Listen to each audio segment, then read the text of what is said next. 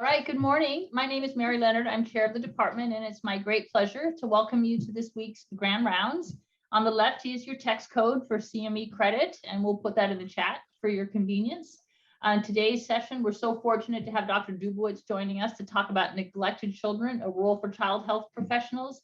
And Neville has shared with me that we have an international audience today, since some other folks from other countries were interested in this. I want to make sure everyone knows that Perry class is coming next week. This is a very important lecture to us, the Rudine DiCarlo Memorial Lecture Series, and we thank the chief residents for inviting Dr. Class for next week. And then Kevin Shea, who's one of our relatively new orthopedic surgeons, is going to talk about what's new in terms of pediatric adolescent medicine, sports medicine, injury, and treatment. So Kevin's in the Department of Orthopedics. Next slide, please. Important upcoming events. The Stanford Diabetes Research Center is now coming up on its 6th anniversary and is giving their annual Frontiers in Diabetes Research Symposium. And I think you'll recognize a lot of familiar faces here with David Moss, who's co-director, Anna Gloyn, also in our department, and then Elise Adams, who's been, and Rehan Lal, who is med peds in endocrinology, and then Elise Adams, who's over in the Department of Epidemiology, a collaborator with many people in pediatrics who are interested in health disparities. So this promises to be a really exciting day. Next slide. It's almost here, the 13th annual Pediatric Research Retreat. Incredibly excited that this is going to be in person. And again, this is a wonderful forum. We hear from all of our trainees, everywhere from some of our medical students, postdocs, some of our junior faculty, and some of our more senior faculty opportunity to hear about their work. Very fortunate that on the right, Daphne is going to be in postdoc in bioethics, is going to speak on how multiracial individuals get left behind when we talk about race, ethnicity, and ancestry in genomic research. And then Marva Moxie Mims, who used to be who's now at DC Children's as nephrology division chief, but for many years managed the entire pediatric nephrology portfolio for the NIH. And Dr. Bouchard are going to lead a panel discussion on how to use race in research studies.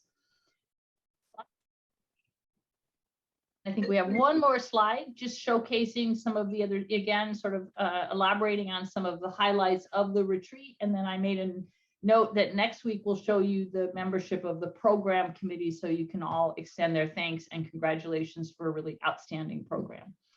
Next. We were just chatting before starting today's session. PAS is almost here. It's going to be a really fun meeting, and you can see how well Stanford Pediatrics is represented. And so everywhere from the opening keynote through the end of the meeting, and then our education programs are always a highlight, the workshops and the programs that the education team leads. And here's a nice example on harnessing coaching to promote a growth mindset. And of course, next slide. Tremendous opportunity to celebrate Fernando, who we will celebrate him at our reception, but he is getting the Joseph St. Jem Leadership Award, which I would say is the most prestigious award in pediatrics, because 7 different pediatric organizations, including the AAP, the SPR, APS, ABP, all come together in choosing the St. Jem recipient. So we're very proud of Fernando. And with that, I'm going to pass it on to Neville, who is going to introduce our distinguished Grand Round speaker. Thank you, Neville. Thank you. Good morning, everyone, and welcome. It's a real honor today to introduce the speaker, who is Dr. Howard Dubowitz.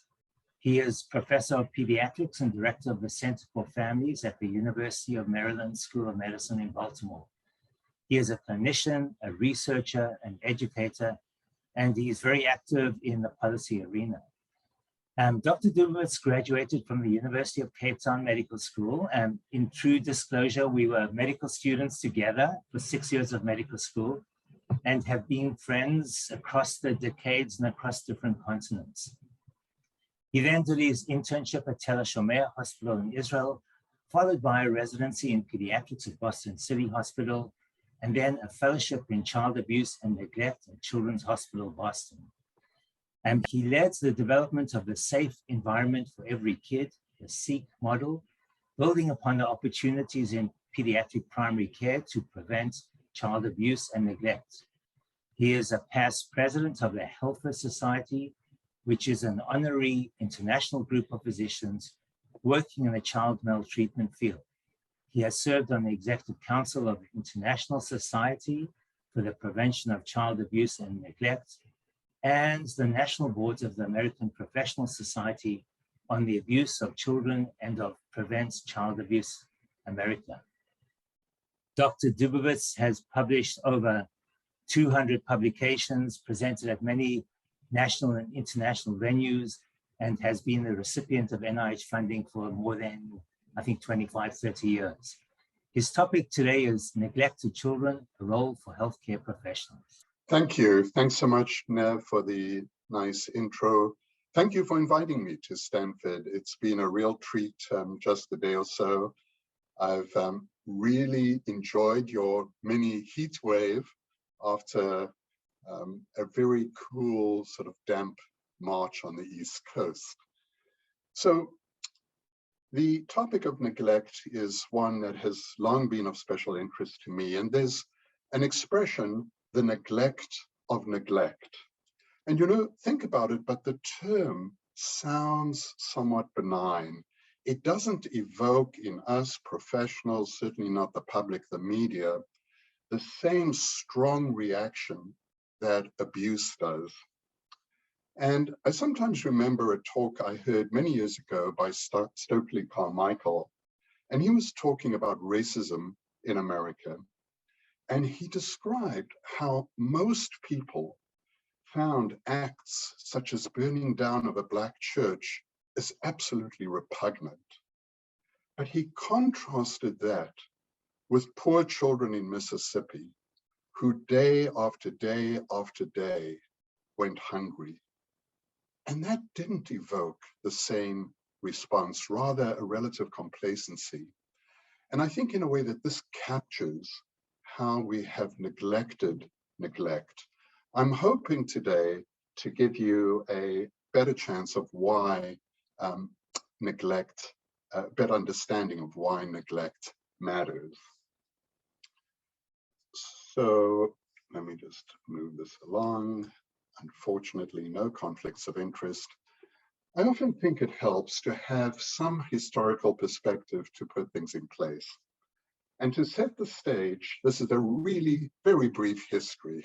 But since ancient times, babies have been abandoned. Sometimes when a baby had deformities, other times out of shame, and often due to crushing poverty. Here in this top right picture, you see the legendary twins being suckled by the she-wolf. This is Remus and Romulus rather, after they were abandoned on the banks of the Tiber in about 750 BC. And abandonment continued as a problem right through the Middle Ages. By 1500, every major European city had what they called a foundling home, where a parent could deposit a baby. And here in the US, in the late 19th century, for example, Bellevue Hospital in New York averaged 4 abandoned infants a day.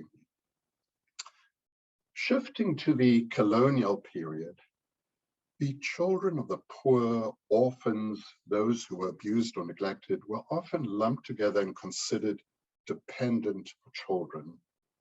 Some of them were lucky and taken in by family or neighbors, but heavily influenced by the English poor laws. Others were less lucky, and they were indentured, placed really in servitude, put to work for room and board, but no pay.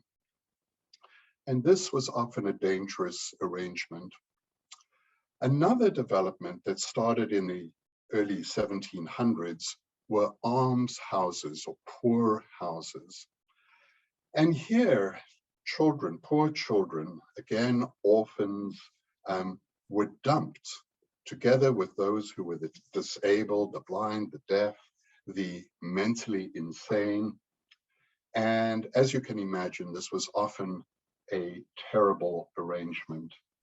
Only later, in the 19th century, the latter part of the 19th century, was their mounting criticism of just how bad this was for children. And so this led to the development of orphanages. And here on the bottom right, you see the first orphanage started by nuns in New Orleans. And this was in, I think, 1825, an orphanage just for girls. So as you think of these orphanages, some of them actually were quite good, others less so. Think of Oliver Twist, for example.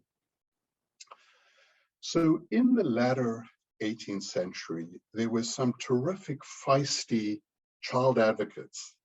And one of them was Charles Loring Brace. That's the fellow on the top right. And in New York City, he and others were absolutely outraged by the plight of too many kids.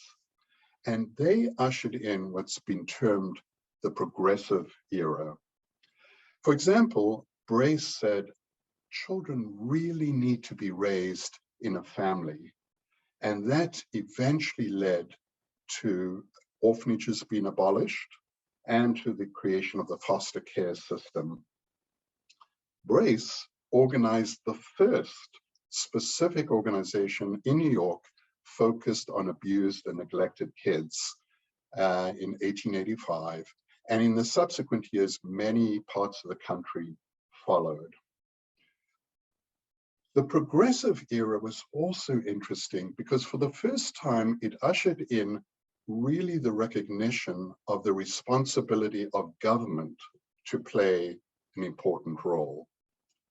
And so we see in first 1935, the Social Security Act, which critically provided pensions to poor mothers and put a dent into child poverty. And also importantly, a few years later, the Fair Labor Standards Act.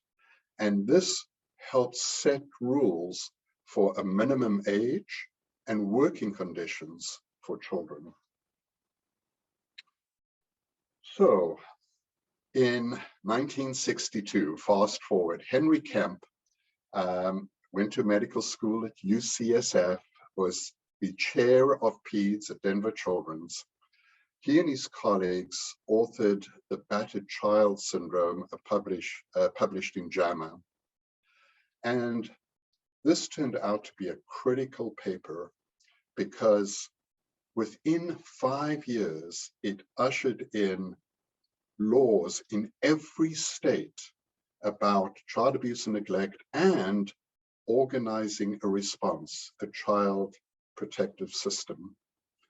And interestingly, even though it was focused on bad, severe physical abuse, they also spoke of neglect of children who had been abandoned, children who were dirty, failing to thrive, undernourished as well.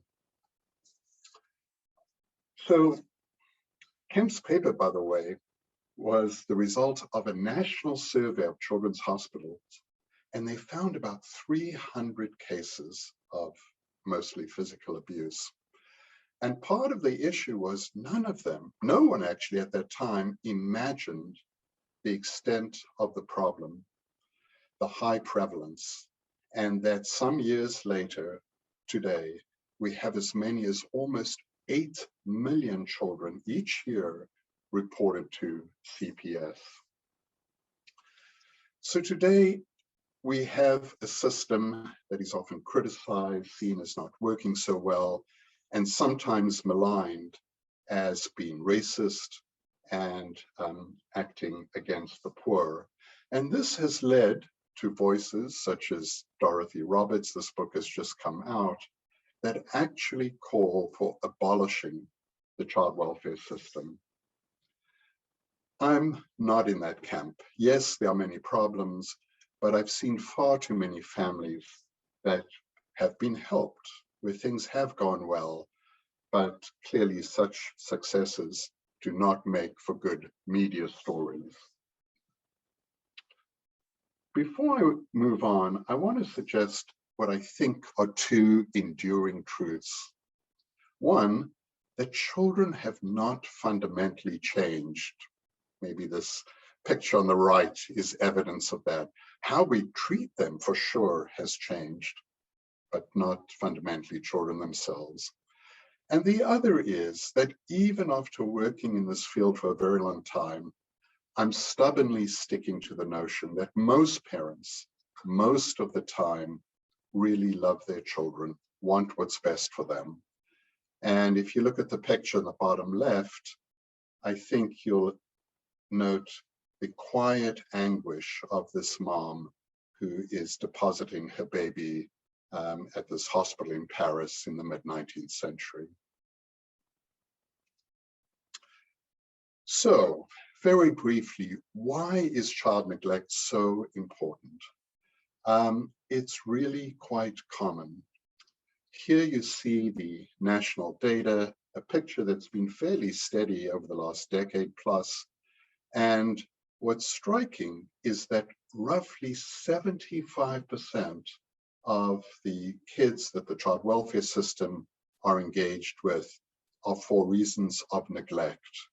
So physical sexual abuse, naturally also important, but far, far fewer families. We've learned a great deal about the morbidity and sometimes mortality of neglect.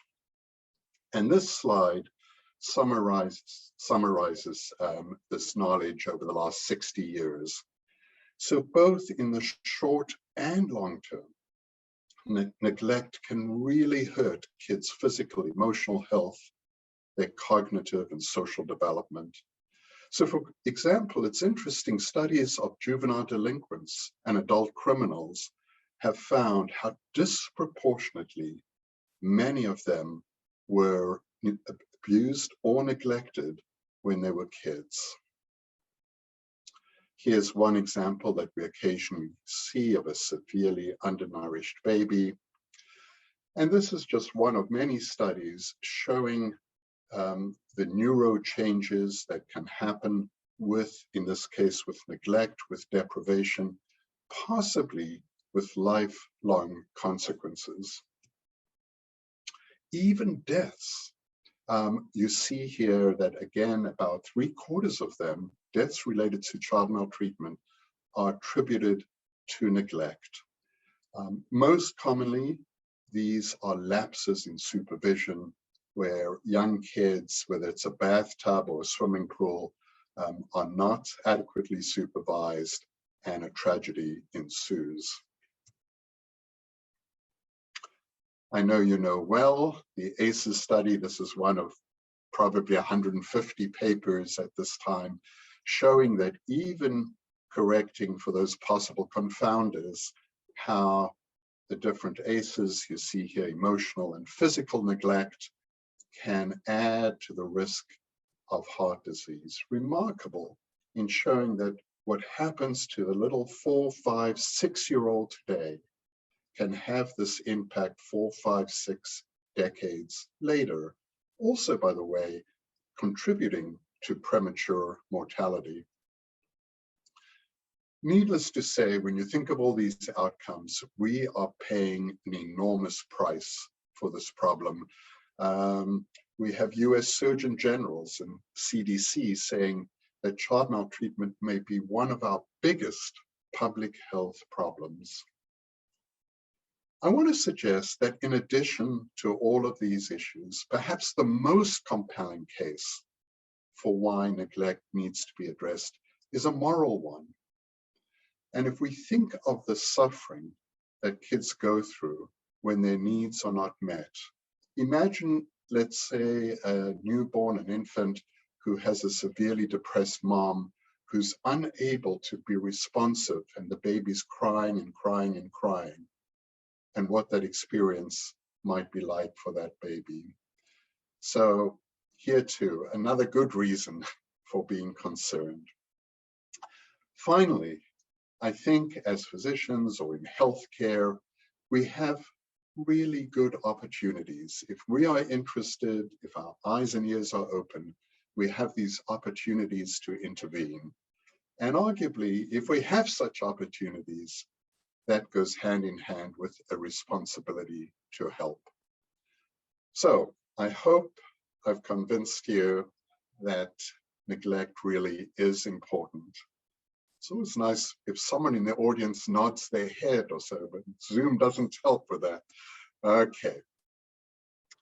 Let me shift to an interesting, important issue of how should we define child neglect? And this is not simply some academic exercise, because how we define it actually influences our response.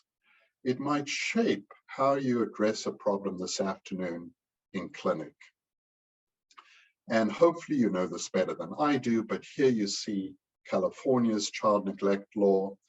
And I've just highlighted a couple of things. You'll see how it includes the substantial risk that the child will suffer serious harm. And that's very important because very often there may be dangerous, very difficult circumstances, but the child has not yet been harmed. And it would be a pity, I think, if we only responded after the fact, after something terrible had happened. And so the law recognizes these high-risk situations. Here you see what many states have. It's the willful, negligent failure to provide adequate food, clothing, etc.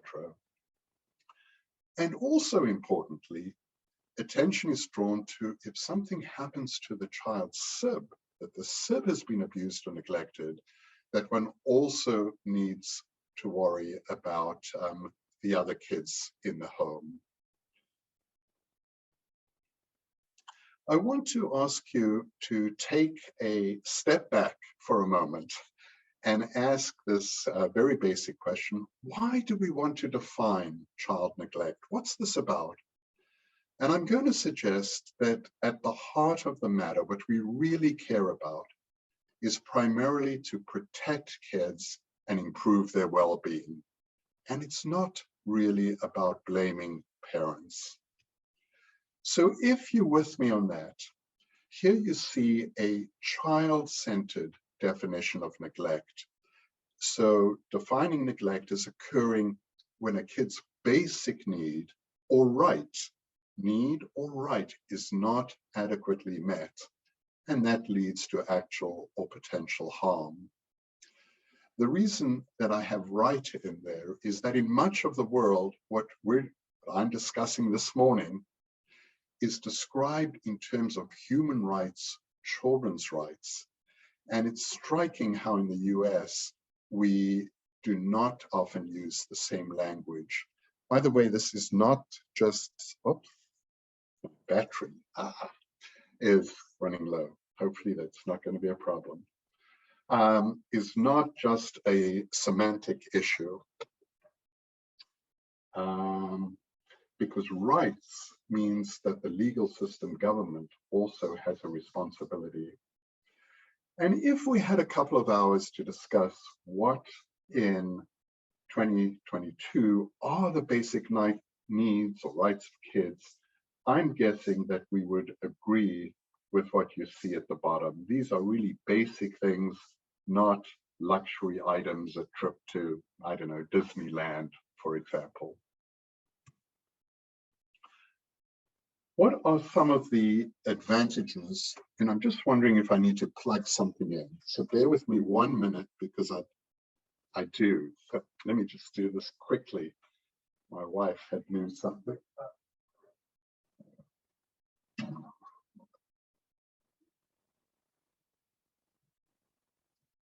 Thank you.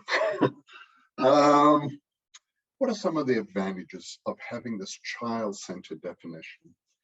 So it helps move us beyond this narrow focus on just parents to think about what else might be contributing to the problem, to the neglect. And that encourages us to have a broader response, different approaches, thinking about what we can do, not just what CPS can do. Very importantly, it's a more constructive, less blaming approach. And this is such a major challenge doing this work because so often it's adversarial. But if I can turn to a parent and frames up the problem as, your child really needs this, and it's so important. You don't want your daughter back in our PICU. What can we do to make sure we keep her healthy? It's an example of, by focusing on the child's needs, hopefully this is going to resonate with parents and lead to a much more constructive interaction. I think that this approach fits beautifully with our broad interest in pediatrics, in children's health, development, and safety. So what's often tricky about neglect is that on the left, you see situations where children's needs are fully met. On the right, that's what we love to see. On the right is the train wreck, not at all. But the proverbial gray zone in the middle is really quite big. And frankly, it's often quite arbitrary what we label as neglect. What I want to suggest is that for the many situations that perhaps don't quite meet that threshold, that don't qualify as neglect, intervention often is still appropriate. So where I am, for example, in Baltimore, if we have an under or unimmunized child and I call CPS, they will not accept that case. That doesn't mean we stop. We obviously try our best to make sure that that child gets immunized. Just by way of example, here we see what might count as adequate health care. And as we know, most healthcare is provided by parents, right? They're there close to 24/7. So for minor problems that they try and help. If the problem is more severe, professional care is needed. But then look a little lower down. Does professional care meet accepted healthcare standards? And so that gives you a glimpse of how sometimes we or the system can be part of the problem. There are many ways neglect can manifest. Here are just some of them. As medical folks, we see inadequate health care for these different reasons, sometimes inadequate physical care, also leading to health problems. I mentioned inadequate supervision and children in unsafe situations. And most important and most challenging, inadequate emotional care, where mental health needs, behavior problems are not adequately addressed. What's interesting is that as we learn more about children's needs, their development, new forms of neglect emerge. So I remember not that long ago, where if someone was smoking next to you, it may be a little irritating, but you put up with it. Well, we've learned a lot about the impact of secondhand and actually third-hand smoke. And so particularly in a child with underlying lung disease, this could be construed as a form of neglect. Access to a loaded gun. 23 states have passed laws that when kids get into a gun, usually this comes to light only when a tragedy ensues, and the gun was not adequately stored, that the gun owner can be held liable. Another interesting issue is how should we view the role of different cultures? And this has been personally very important because here I am, this white, male, older professional working in West Baltimore, very often with young Black single moms. And I need to be careful that I'm not simply imposing my ideas, my values on what might be different cultural practices. So what are some of the data? We and others have studied this, and the remarkable finding is that when you go from the mountains of Appalachia to Philly and other such settings, that there actually is substantial agreement in the US in these different communities about what are the basic needs of children. There's another kind of evidence, as you see on the right, in the UN Convention on the Rights of the Child. This is a remarkable blueprint of what a decent society aspires to provide for its kids. And incredibly, countries as diverse as Botswana to Brazil to Belgium have ratified this document. In fact, every country in the world except one, ours. And that would be a topic for a whole nother talk. I want to just touch on this issue of intentionality because it so often comes up. And as you heard me earlier, I mentioned that I still think that most of the time, parents actually want what's best for their kids, but unfortunately problems get in the way. And I think that it's unhelpful to view neglectful acts as intentional. I think most of the time they are not. And this clinically has potentially important ramifications because naturally, if we construe a certain parental behavior as intentional, that can aggravate our stance. Some of us might be upset, angry with a parent. How could you do this to your child? And compromise our ability to be terrific professionals. I'm going to say just a few words about assessing possible neglect. There's such heterogeneity in presentations, it's tough to cover it all, but it's rooted in an understanding of what contributes to the problem. And this, borrowed from biology, is an ecological framework that recognizes there are individual factors, a child with disability, a parent who's depressed, at the family level, when there's violence between partners or where the father is not involved in the child's life, at the community level where they're socially isolated, few resources, and at the broadest level, poverty, the lack of family-friendly policies. And so typically what we have, not simply a matter of a lousy parent who doesn't give a damn, but instead multiple and interacting factors that contribute to why kids are neglected. This is just a hint of some of the work that's undergoing, trying to understand the pathway of these adverse childhood experiences, and lots of exciting research being done in the neuroendocrine system, and trying to understand the different mechanisms and potentially strategies for intervention. Everyone, the third-year med students, I think, hopefully in the audience, know this mantra, history, history, history. And it's just absolutely critical that in addition to these others, that we also solicit a history from the child.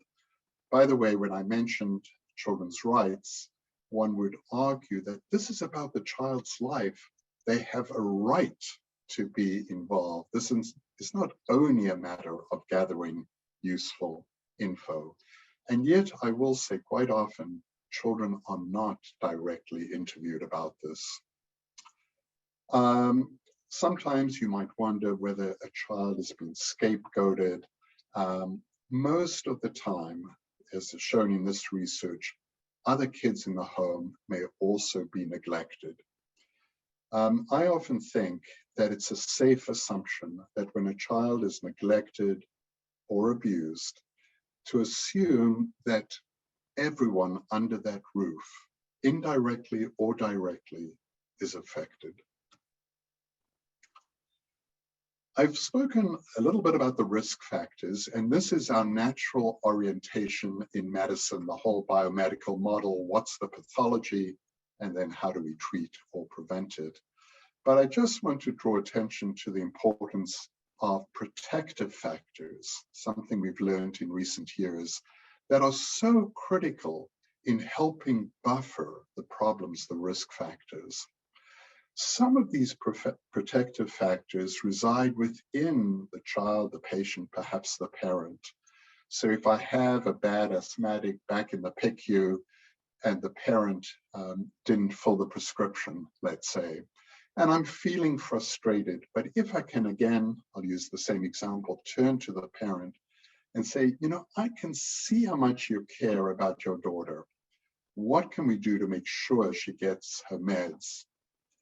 I am being smart and strategic in using that protective factor to ensure that at the end of the day, she gets her meds. It could be turning to the little 8-year-old and saying, hey, I hear you want to be a good soccer player. Guess what? To be a good soccer player, you've got to breathe well. This medicine is going to help you breathe well. Other protective factors reside outside the family. So for example, if you encounter someone who has food insecurity, being savvy about the resources in the community and facilitating a referral, that's important. We, as caring physicians, healthcare providers, clearly communicating our interest in helping, we can be valuable protective factors. And here you see at each of these different levels some of the examples that I've raised. And the hope is that by employing these protective factors very deliberately, we can incorporate them into our approach and have better outcomes. In addressing neglect, I really want to emphasize that many of these situations can and should be dealt with through community resources, and that it's a subset of cases that require child welfare involvement and a very small subset that really require the legal system. And what you're seeing here actually, to a large extent, is what currently is happening around the country. So if this afternoon I saw a baby who had failure to thrive and wasn't getting enough food, the formula was being over diluted, I wouldn't rush to the phone and call CPS, but instead begin with less intrusive interventions. And so regarding this tough call that I'm often asked about, should we refer or not refer to DSS? Here you see some suggested criteria if the harm is moderate or serious, less intrusive efforts have failed, and also where parental omissions in care are key. By the way, you'll notice the word refer, and words matter. None of us like to be reported.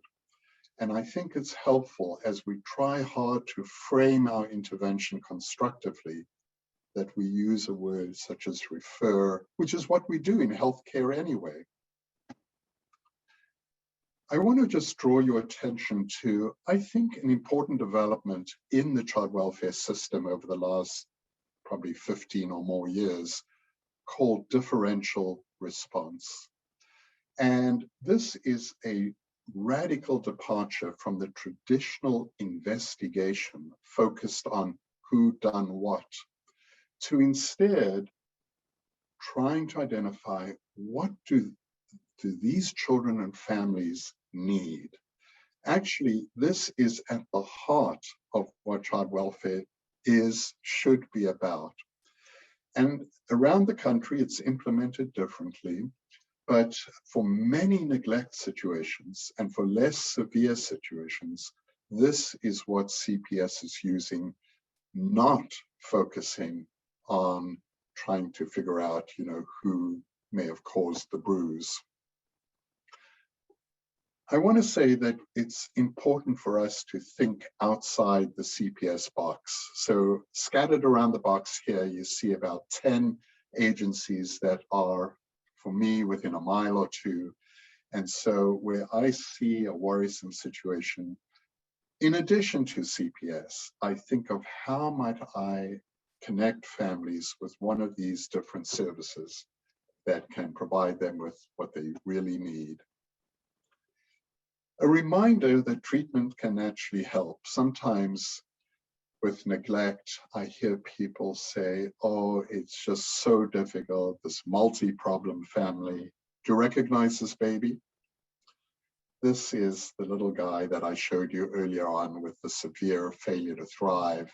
And so we should not be nihilistic.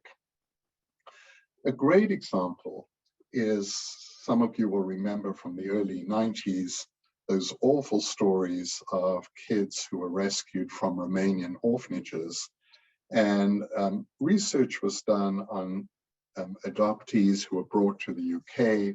Here you see 111 of them that were brought early on, and at the time of entry were looking pretty bad, with very poor growth and development.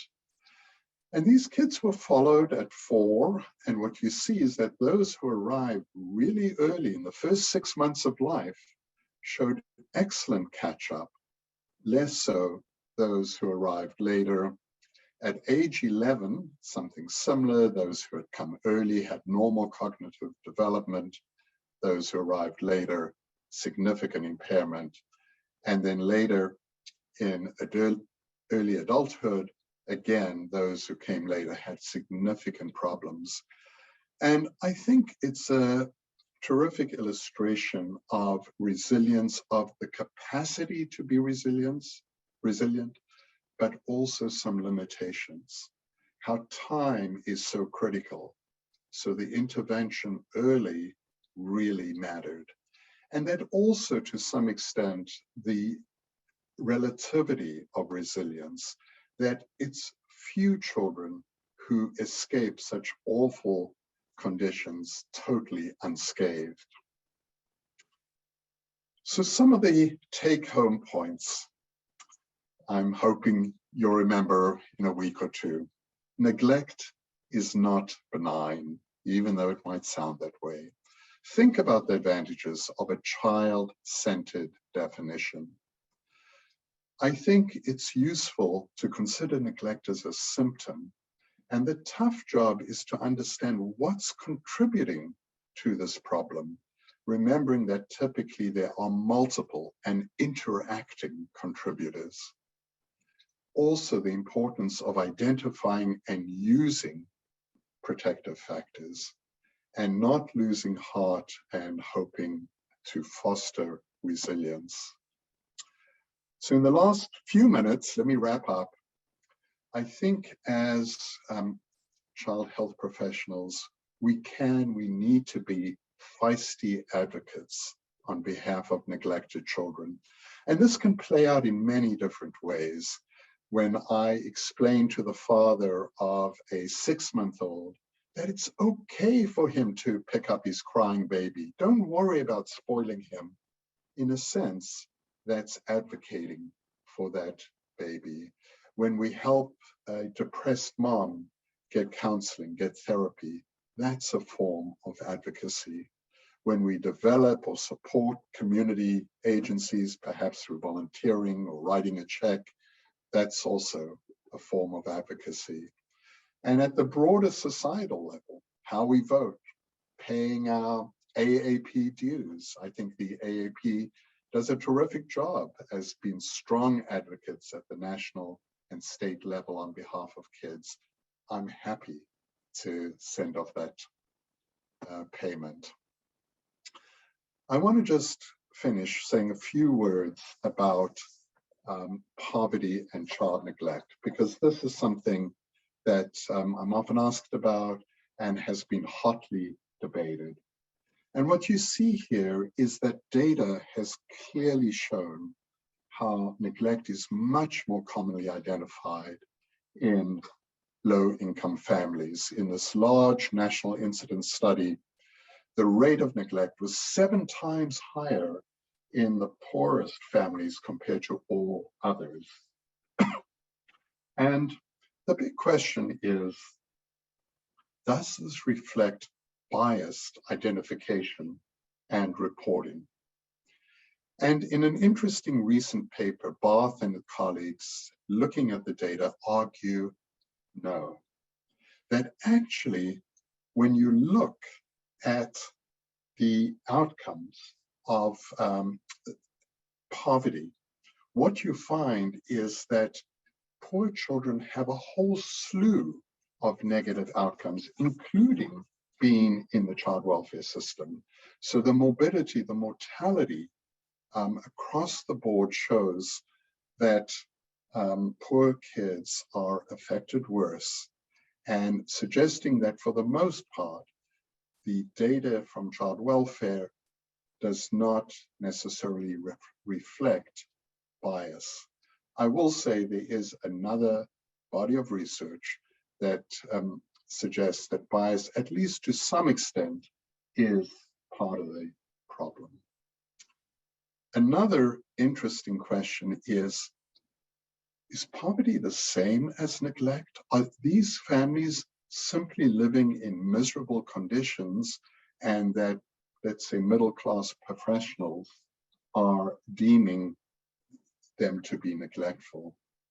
And again here, the same article looking at the evidence says no, that actually when we study neglected kids, often with comparison groups of very poor children, we find that neglect compounds the poor outcomes of poor children. And so something more is going on. It's not only poverty. So in sum, I do want to say that poverty clearly is a major contributor to neglect and a slew of other bad outcomes. But again, that it's not the whole story. Looking at California, this is just showing the many poor outcomes. And by the way, if you're not familiar with the National Center for Children in Poverty, please check out this website in New York City. They were for many years at Columbia. And I know often talking about poverty, folks feel, oh, this is such a big, daunting problem. What can we do? Well, if you visit this website, you'll see how policies and programs that have made a valuable difference.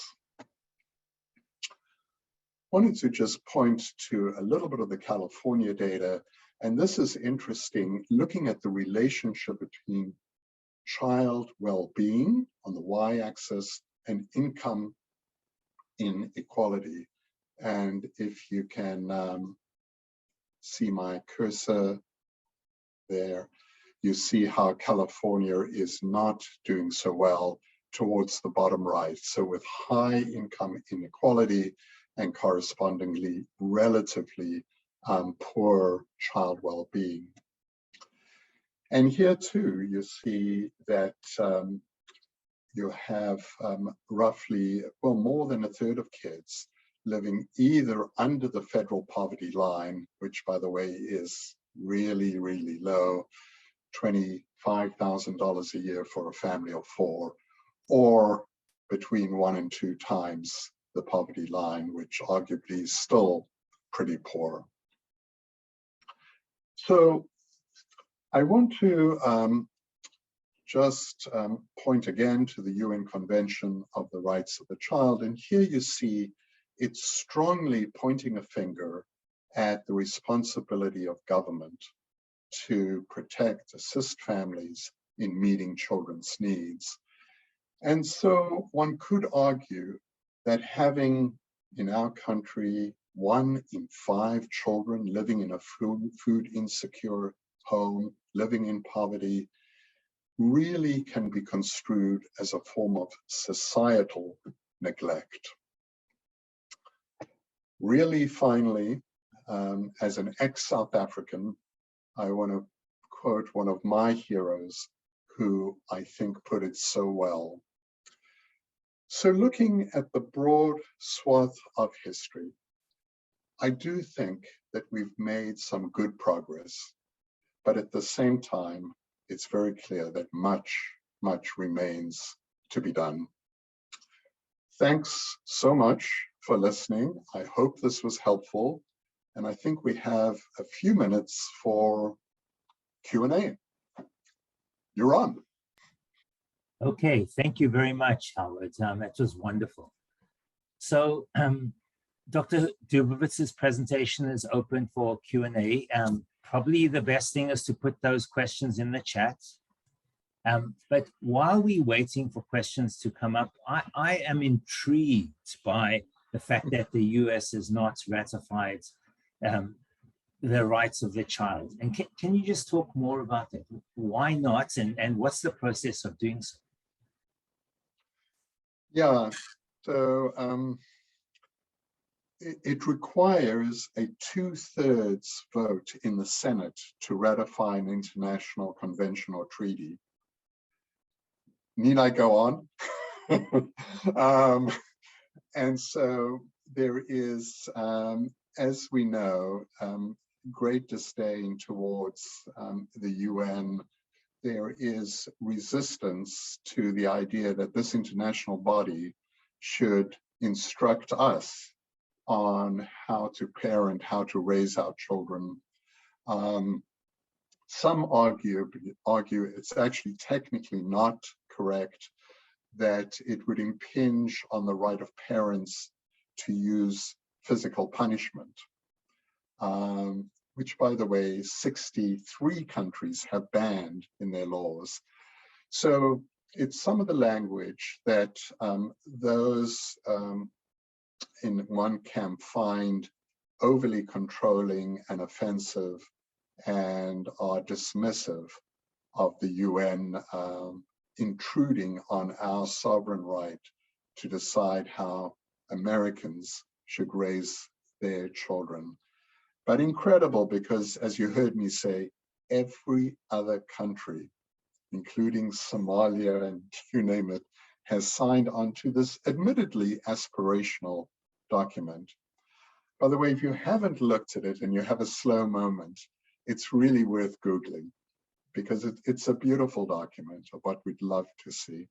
Yeah, amazing. So the other question I have is that many of us are reticent to consult Child Protective Services, or often it's reporting to CPS, although you beautifully explained why it's better to get a consultation.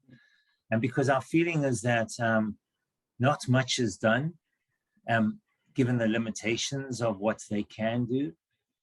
In general, any sense of what % of people who are where CPS is consulted is a child taken away from the home? Is that a rare occurrence, or is that a frequent occurrence? Yeah, so there's a real misperception of how frequently this happens. So let's just say, I'm going to use national numbers. If this week 100 children are reported or referred in this county to CPS, roughly 40 are screened out, not investigated or evaluated. They can still offer voluntary services, but only 60 go forward in the system. Of the 60, about maybe 20% are actually substantiated. So from 60, we're now down to 12, okay? Of the 12, again, roughly 20% are placed temporarily out of home, very often, by the way, with kin. So from 12, we're down to 2 or so. So 98 times out of 100, when children are reported or referred, they are going to remain with their families. And of those who are placed, many are going to be returned to their families. And it's for this reason that our big challenge is, how can we figure out good ways to work with families? It's a relatively small minority of kids who are going to be placed out of home, and some who are going to go on to be adopted. Thank you. I think that's a really important fact to know and to drive home. It's important. So we have another question here from Dr. Sunny Anand. Could the relationship between poverty and neglect be mediated by, 1, the parents' focus on their own survival, and 2, the parents' history of exposure to neglect or ACEs? There's a nice segue to your recent article, maybe. And well, just to say, the recent article was an article published, I believe, in Pediatrics, in March of this year on ACEs, and Howard was the lead author. Yeah. The answer to that, the short answer is definitely, it could be mediated by that and many other things. So I work in West Baltimore, and I suggest to our faculty, our residents, our med students, that it's required reading the book The Corner. The TV show The Wire, which some of you may have seen, was based on The Wire. David Simon wrote the book. And I work blocks from rough, tough West Baltimore. And when I think of what families living in that neighborhood, often surrounded by guns and violence, no decent, safe places for kids to play, it naturally takes a toll on how parents are coping, how they're functioning. And so it's not surprising that that would impede one's ability to do a good job and maybe fill that prescription, take good care of their child. In fact, I'll say what is a mystery to me. Living under tough conditions, many families do cope. That to me is a mystery. But yes, some of those mediators and actually a long list of others are surely at work, yeah. So there's some more questions about CPS. Here's a question from Heidi Feldman, Dr. Feldman. Can you go further in describing the differential response approach used now by CPS? Yeah, so instead of the investigative response, again, focused on trying to figure out who done what when, it doesn't do that. So for many neglect and less severe physical abuse situations, the focus of the work is instead to engage, hopefully in a partnership with the parent, to try and clarify what does the family need, what services would be useful, hopefully to use motivational interviewing. And so then together with the family, develop a plan. And because the parent partly owns the plan, it's more likely to pan out. At the same time, there is continued CPS involvement for surveillance, to monitor what's going on. And by the way, if things do not work out well, to go back to the traditional investigative track. So no one should be Pollyannish that this always works beautifully. But by and large, it's been studied. Recidivism, which people worried about, has not emerged as a problem. And it appears to be at least as good and probably better approach for many families. Yeah, we have 2 more minutes, but quite a few questions here. One question from Bria Aldorfer, who's the manager of Physician Experience Program here at Stanford Children's. Is there concern that recent policies in other states to use CPS resources to investigate families of transgender kids will further drain the limited resources? And if so, what are professional organizations like the AAP doing about this? Fighting hard, against such laws. It is a big concern. I mean, as far as I know now, it's one state, and it's unclear the extent to which this would be employed, but totally agree that this is an unfortunate use of scant resources. It's a system that's often overwhelmed and underfunded, and the last thing in the world they need is to get engaged in these cases. Also, by the way, they don't have the expertise to help in these complex situations. So for that reason too, it's a really, really bad idea. And several groups that I'm involved with, the AAP and others, are trying hard to convey why this should not come to pass.